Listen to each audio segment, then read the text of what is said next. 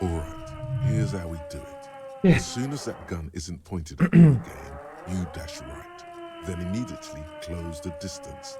Left hand grabs the barrel, right one breaks the wrist. No, that won't be necessary. Look closer. The gun, all three barrels, red and blue light shining through. It's not loaded. Yeah, I'm almost certain there are no bullets in that gun. Huh? My god, I think you're right. Ma'am, the weapon you're holding is mine and I know it has no bullets. What? Wait. This isn't police issue. Police weapons have bullets. This isn't real. What is this? Police guns always have bullets. Hey, my gun. What is this? Why did you sell me this? Grab the gun, right now. This might be your only chance. No one ever cares anymore. Why would they treat me like this? This limbed and headed machine of pain and undignified suffering is grinding to a halt. Tired of walking the desert, it doesn't want to feel or think anymore. Oh, woman. We need to figure out what to do with her now. Nobody's ever around. Nobody ever comes to visit me. What do you think is happening to her? She's in a stupor. I've seen this before. God knows for how long. Could be days when they get like this. But why was she like this in the first place? Honestly, I don't know. Dementia, probably. Dementia and Channel 8. And loneliness.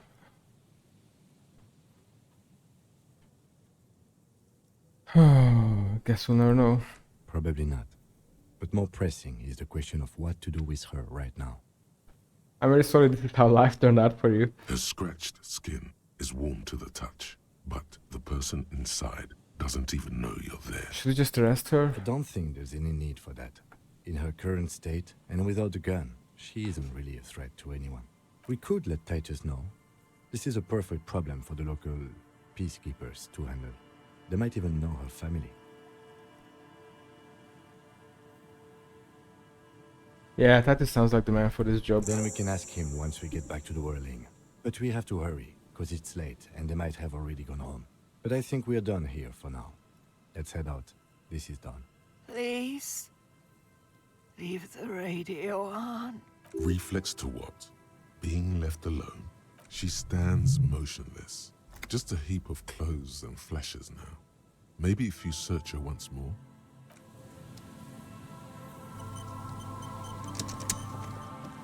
The woman is one of the... There were narcotics in there too.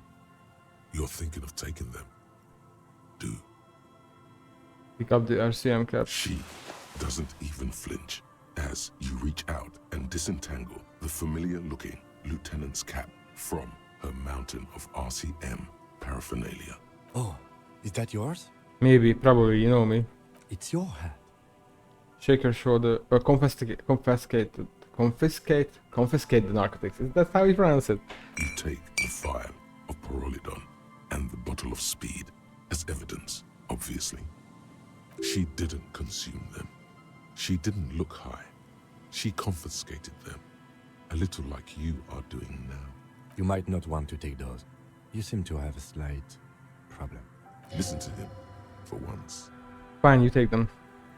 Thank you. I'm doing... The old woman Okay. doesn't. Now I quickly want to go back because we're missing our communist meeting now. It's been on for an hour. Shit. Forgot about that. I was waiting for that for so long and then I forgot. I'm done.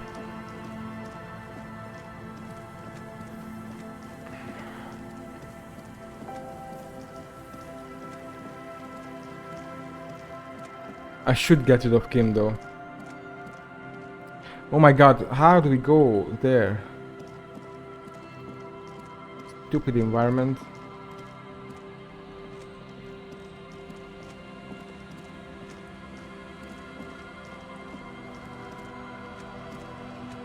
It's getting cold. Good night, Kim. Good night.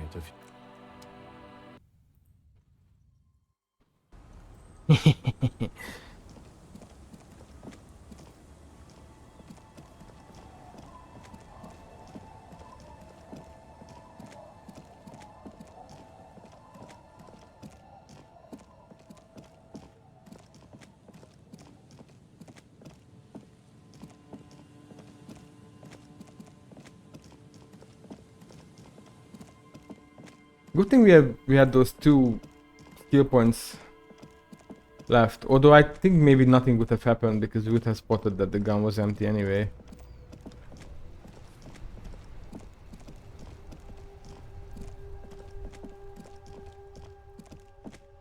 I hope we're not late for this. It's the most important thing for me right now.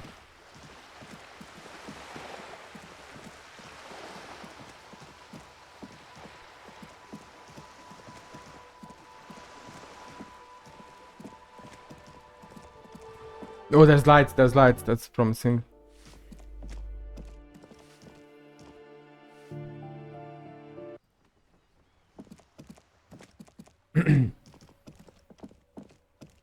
As you approach the metal grill, you can hear several voices having what appears to be an animated discussion. This must be it. Beyond this door lies the beating heart of radical communism in Martinez. Somehow, the night air softens the smell of trash and sea brine. As the breeze pulls through the canvas like a shuttle through a loom, you catch a hint of something unexpected. Something earthy, warm, and burnt. The acrid smell of failure. No, that's just slightly burnt coffee. A smell you would recognize anywhere. Just look at this pig, sniffing about after hours. The metal grill is cool to the touch. Bang on the grill. The clang of metal reverberates all along the scaffolding. The voices coming from the other side fall silent. A pair of frightened hares cowering in some dark crevice of their burrow. Who's there? Is that you, Maurice? Are you a communist? I'm looking for some communists. Who said communist? Did we say communist? Get out of here. Listen, I've already built like 0.001% of communism, but now I need to get organized. Can you help me? For a moment, silence. A slight sensation of static electricity as before a storm. A miniature conference is taking place inside, and you are the subject. What's the passphrase? It's remember Dobreva and Abadan is. There's no response. You begin to wonder whether they've slipped out some back way. Alright. The key's taped to the back of the door frame. Just make sure you put it back when you're done, or we'll all be locked out. And do watch the concrete. It just kind of falls away, in places. Have fun at your underground meeting, pig. Hope it's a blast. The 2 young men are either oblivious to or ignoring your entrance. Their attentions are fixed on whatever it is they're stacking in the middle of the floor. Matchboxes, it appears. I think it's holding, Alexis. It is. It's holding. It's definitely not holding. Those matchboxes are stacked so haphazardly, it's like they want them to collapse.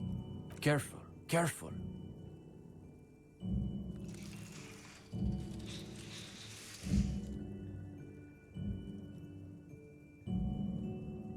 Damn, hardly any difference.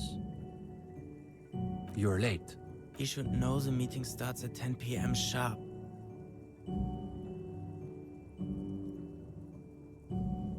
There's a great deal of tension in this young man's shoulders, more than someone his age should bear. Meanwhile, his companion inclines toward him, eager to catch every word that dribbles from his friend's mouth. Don't let them see you flustered, sire. Play along. My apologies, comrades. I had to be sure I wasn't being tailed by our class enemies. He's taken your measure, like an ideological boxer stepping into the ring. We all have to take precautions, especially during these delicate times. What matters is that you've made it, and that you've done the reading. Uh-oh. No one said anything about reading. You'll just have to wing this one. There must be some misunderstanding. No one mentioned any reading. Well, this is getting awkward. I'm not sure what you're expecting to find here then. Maybe he can explain himself. This is a book club or some shit. What exactly are you two doing In here? the most generous sense, I would say we're cultivating revolutionary consciousness. Yes, that's probably the best way to describe it. But more specifically, We are running a reading group. It's the most rigorous and theoretically advanced materialist reading group in Martinez. Comrade Steban is a great discussion leader. One of the best at the university. It's obvious they take this group of theirs extremely seriously.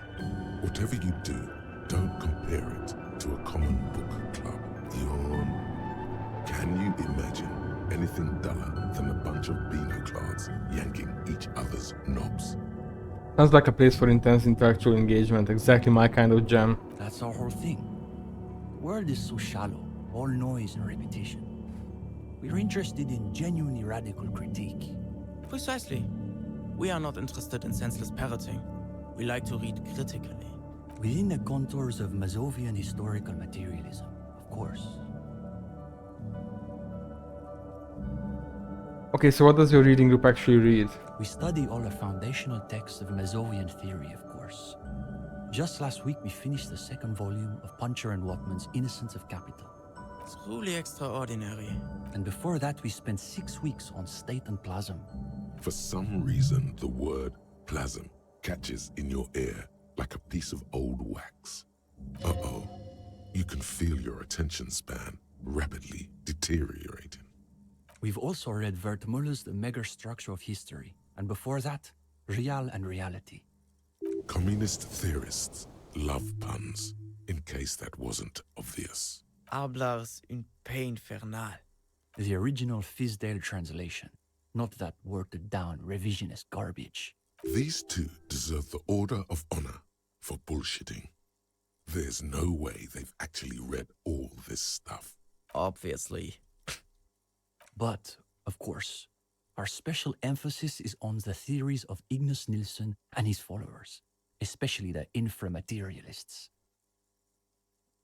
Wait, what is inframaterialist? You're not familiar with him? It's pretty advanced stuff. You may not be ready for it yet, gendarme. Okay, but then who's this Ignaz Nilsson guy? Only Krasmazov's most trusted lieutenant, the evangelist of the revolution, and the founding father of the People's Republic of Samara. It's hard to overstate how unimpressed he is that you've never heard of this world historical individual. He also happens to be the greatest communist theorist after Mazov himself. It was Nilsson who first postulated the existence of ideological plasm, which forms the basis of inframaterialist theory. Those words again. You've got to find out what this inframaterialist stuff is all about. Whatever it is, one thing's perfectly clear. These young students have a much deeper understanding of communism than you do. You could learn a thing or two from them. If you can convince them you're one of them. The young man sighs. His companion looks about furtively. Is the reading group accepting new members? We typically only accept new members once per semester. There's this whole process with essays and presentations on assigned topics. But given that we have some extra seating at the moment, I guess we could be convinced to expedite an application or two. Stevan, you can't be serious. For gendarme? I am serious. As materialists, we've got to adapt to conditions as they are. Besides, he'll still need to pass the interview portion of the entrance process. Assuming he's even still interested, that is. Oh.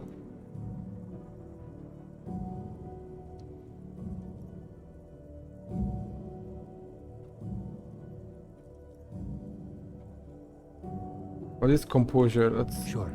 Sleep well. I don't know if you have anything for composure actually.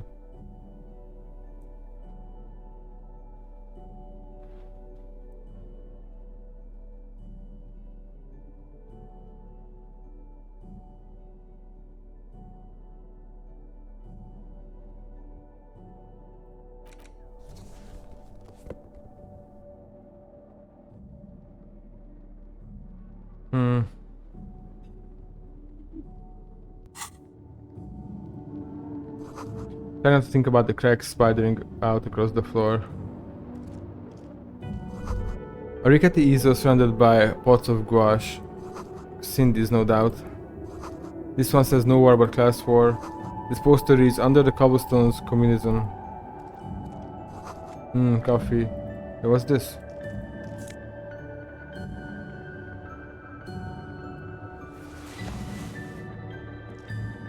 London returns. What do you need? What's there to be scared of? You've really been cracking the books these last few days. You can go toe to intellectual toe with any reading group in Martinez. You've spent a not inconsiderable amount of time arranging the works in your mental library by theme and period. All the ideas and references you'll need are ready at hand. Now, chin up. You've got this. This is just the group I've been looking for. When do we start? Oh, you want to start now? Sure, we can manage that. You've caught him off balance. The momentum is already in your favor. Go ahead and take a seat. Since we haven't had time to prepare an exhaustive questionnaire, I think we can keep this interview more freeform. Why don't you tell us a bit about the books you're interested in? And we'll just see where the conversation goes.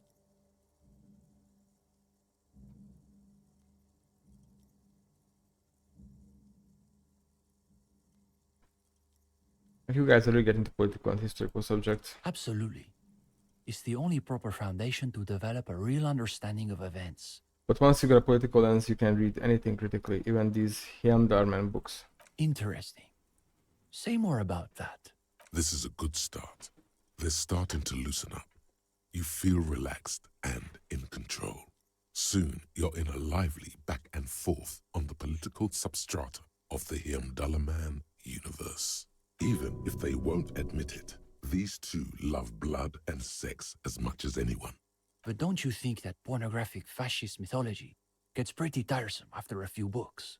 Let them know your interest in muscle man literature is much more high-minded than they're giving you credit for.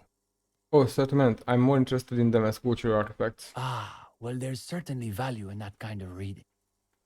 Comrade Mazov says something on that note in his collected speeches. To find victory in the cultural war, we must first scout the battlefield. These kids are eating out of your hand, practically. Another quarter of an hour disappears. The questions come rapid fire, but you have an answer for every one. Now you can sense things starting to slow down. The interview must be reaching an inflection point. But to Comrade Ulix's point, isn't there value in reading really difficult books, just for the sheer challenge of it?